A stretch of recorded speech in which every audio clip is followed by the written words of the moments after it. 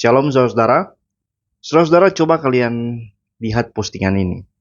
Jadi ini adalah postingan seorang pendeta yang membuat pengumuman atau flyer kegiatan persekutuan doa begitu. Temanya lucu teman-teman.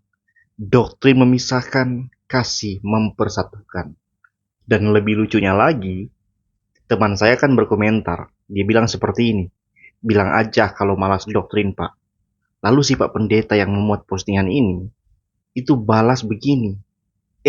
Ada bebek doktrin. Benar-benar penuh kasih ya Pak Pendetanya.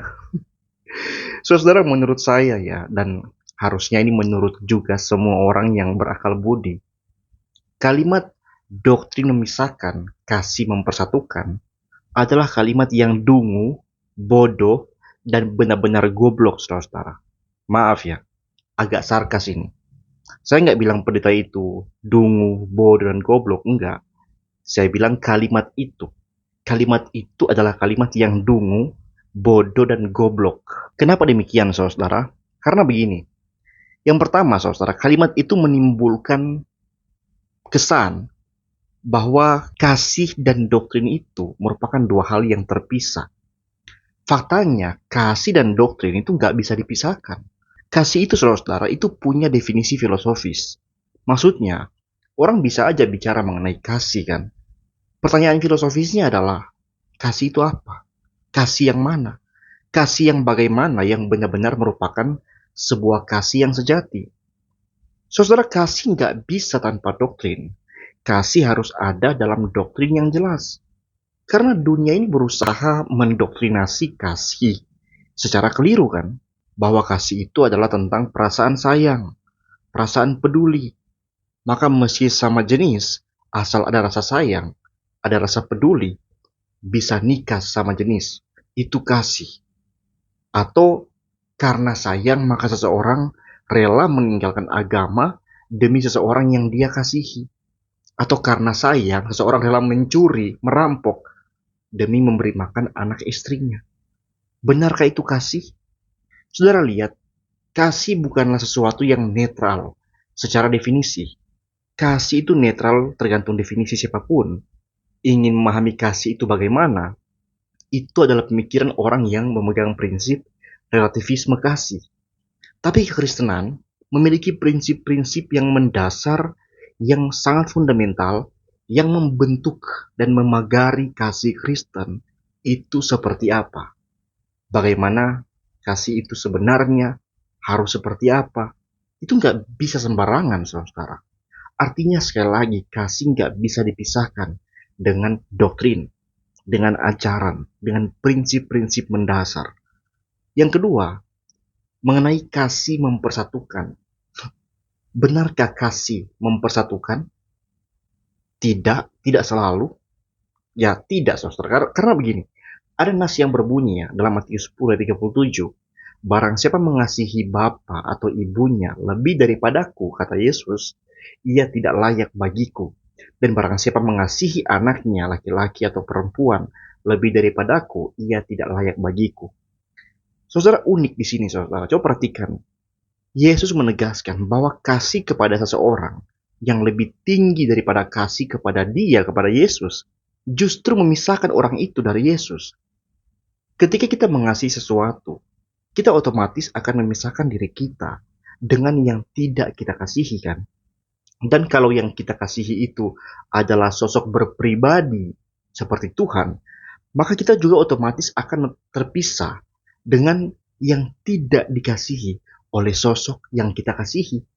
Contoh, jika kita mencintai seorang wanita, maka kita nggak bisa meletakkan porsi cinta yang sama kepada wanita yang lain, termasuk mantan kita.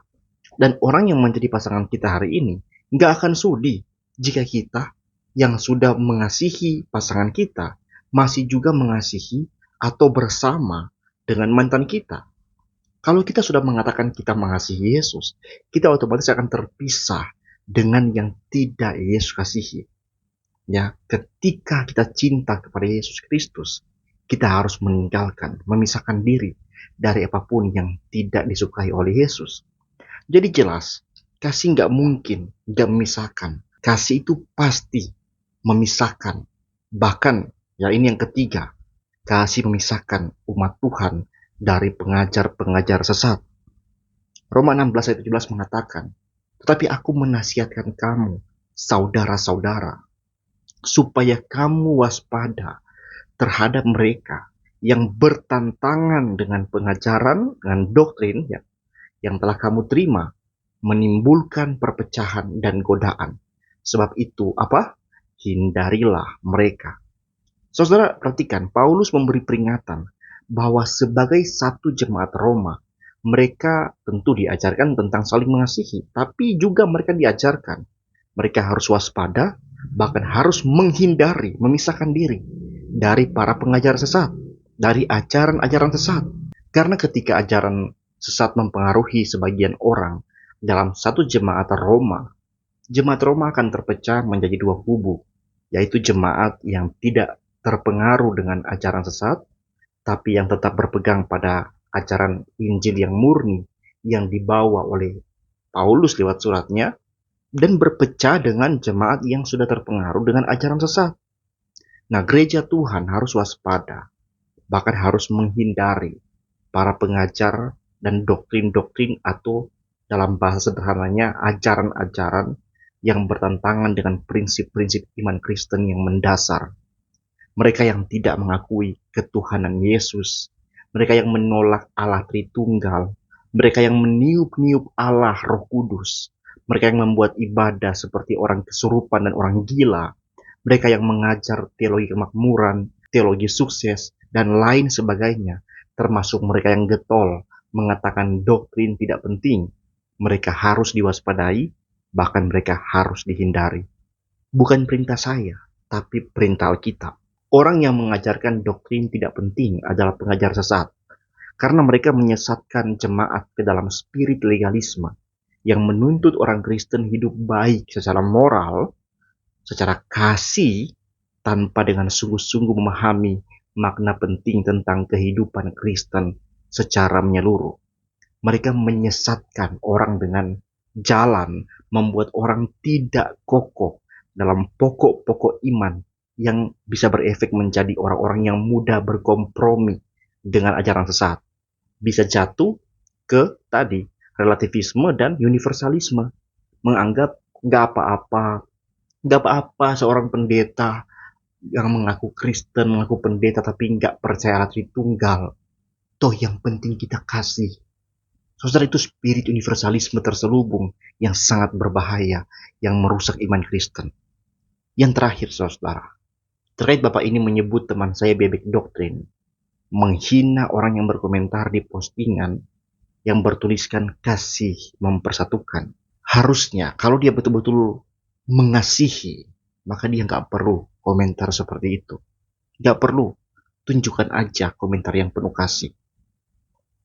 Tapi coba lihat, komentar ini menunjukkan dengan sangat jelas bahwa dia sudah memegang sebuah doktrin yang memisahkan dia dari orang-orang tertentu seperti teman saya itu kan.